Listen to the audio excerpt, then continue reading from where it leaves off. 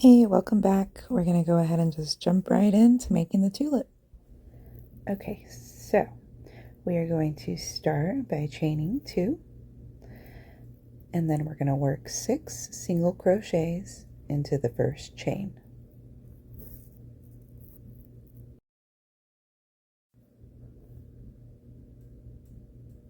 So you're going to insert your hook and then pull through, and then yarn over and pull through both.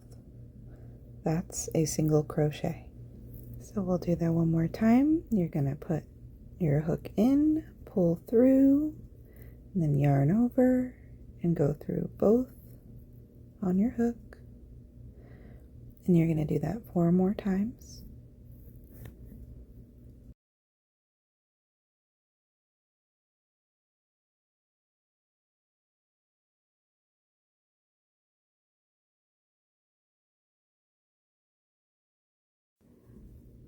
Okay, so now you're going to do 2 single crochets into each stitch around. So you're going to do those 2 single crochets in the same stitch. So you're going to insert your hook, which I'm really struggling to do because I just got this new hook and everyone said I was going to love it, but I did not love it that first day. I do love it now, but it took some getting used to. So you're going to go through and pull your yarn through and yarn over and then pull through both, and then you're going to go into that same stitch and do the same thing. So put your hook through, pull your yarn through, yarn over, and pull through both. And you're going to continue doing that in each stitch around. So 2 single crochets in each stitch around.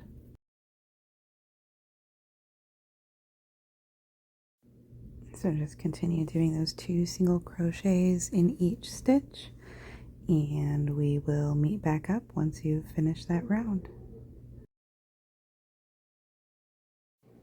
So now you're just going to go ahead and do a slip stitch. So you'll put your hook through, pull through, and then pull through again.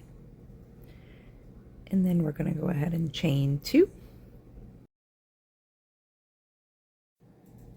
And then you're going to go ahead and do 2 single crochets into your next stitch. So you're going to insert your hook and pull your yarn through, yarn over, and then pull through both. So you'll do that twice. And then you're going to go ahead and do a single crochet in the next 2 stitches. So 1 single crochet in the next stitch, and then another single crochet in the next stitch after that. And you're going to repeat that pattern all the way around. So you're going to do 2 single crochets into the same stitch, and then a single crochet into the next 2 stitches, and then again 2 single crochets into the same stitch, and then a single crochet into the next 2 stitches all the way around.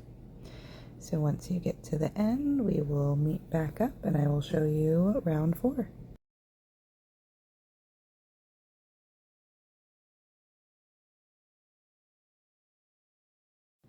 Okay, so once you've done your last single crochet, you're going to go ahead and do a slip stitch. So you're going to insert your hook and pull your yarn through and then pull it through again.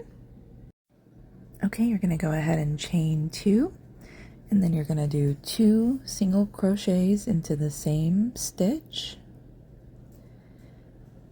And it's going to be similar to last time. So we're going to do 2 single crochets into the same stitch, and then we're going to do single crochets into the next 3 stitches. So you're going to insert your hook and pull through, yarn over, and pull through both. And you're going to do that again in the same stitch. And then you're going to do 1 single crochet in the next stitch, and then another single crochet in the next stitch, and then a 3rd single crochet in the next stitch. and you're going to repeat that pattern. So 2 single crochets into the same stitch, 3 single crochets into the next 3 stitches until you get all the way around to the end. And then we will meet up and I will show you round 5. Okay, so now that you're at round 5, you are going to just do a single crochet into each stitch around. It's going to be really simple. So from round 5 until round 16. So once you've gone around 16 times, you'll stop. But from round 5 to round 16, you're just going to do a single crochet in each stitch around. And when you are done, you will have an upside down U shape. So just keep doing those single crochets around and around until you are done with round 16, and then I will show you what your project should look like. Okay, so I'm finishing round 16 here, and I am just gonna do a slip stitch, and then I'm gonna pull my hoop a little bit longer, and as you can see, it's an upside down U. So you can fasten it off and then go ahead and flip it inside out so it looks all nice and pretty. And this is what it should look like. And make sure to leave your tail long when you fasten it off because we are going to use that tail to sew the tulip shut. And so I'm going to go ahead and thread my yarn needle here. And now we will stuff the tulip.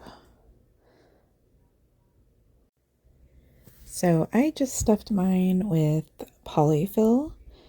And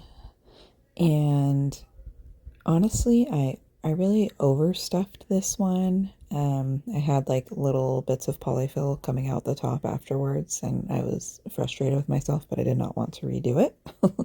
So just go ahead and use a little bit less than I used here.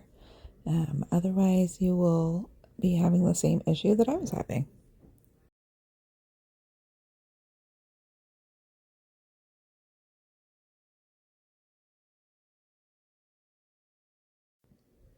Now you're going to go ahead and sew the tulip. So you're basically just going to be doing a plus sign. So you go straight across and you're going to pull it tight.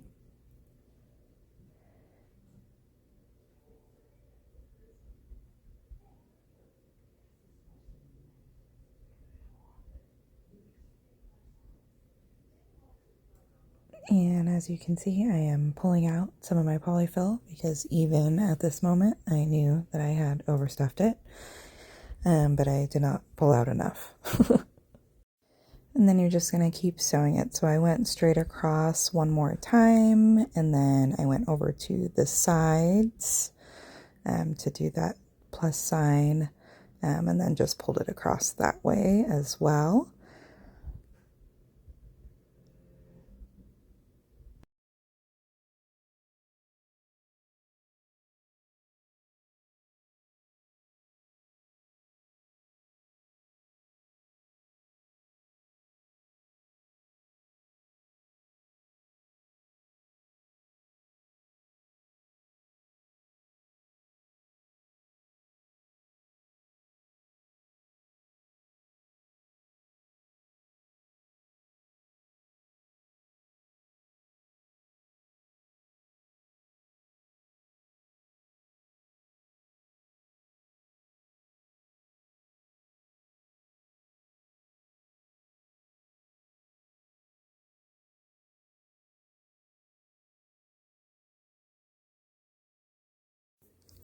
And then I just went ahead and put my needle right down the middle so that I could pull it out through the bottom of the tulip.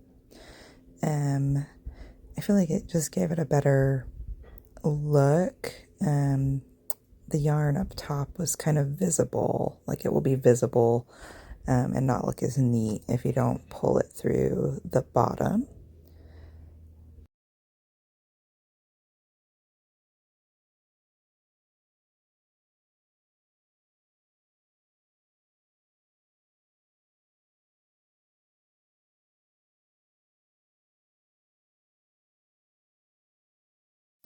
And now I'm just pulling out all of that extra polyfill that I was telling you about earlier that was making it look kind of fuzzy up top because I overstuffed it.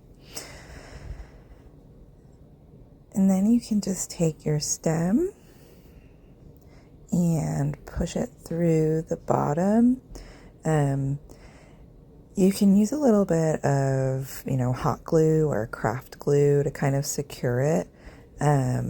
I noticed with this tulip, I didn't have to use more than craft glue. It was really easy. And then I just kind of tied my tail down around it to kind of keep it in place while it dried. And that seemed to work just fine. I love hot glue, but sometimes it can be a mess with yarn and you can see it and you just have to be really careful. So I feel like craft glue worked better in this situation to keep the stem on.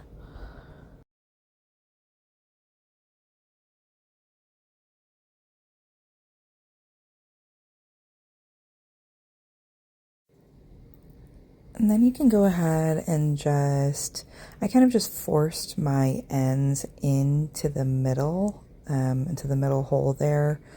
It was easier than weaving them in. I honestly hate weaving in my ends. Like, it is the most boring thing in the world to me. So I just kind of pushed them in just to hide them and make it look nice and neat without having to take the time to weave them in. So there you have it. I made a separate video showing you how to add the yarn to the stem and attach the leaves. So check that one out. And thanks for crocheting with me. If you enjoyed this video, go ahead and like and subscribe. And show me your tulips in the comments because I really love to see them. So thanks for watching, and we will see you in the next video for our next project.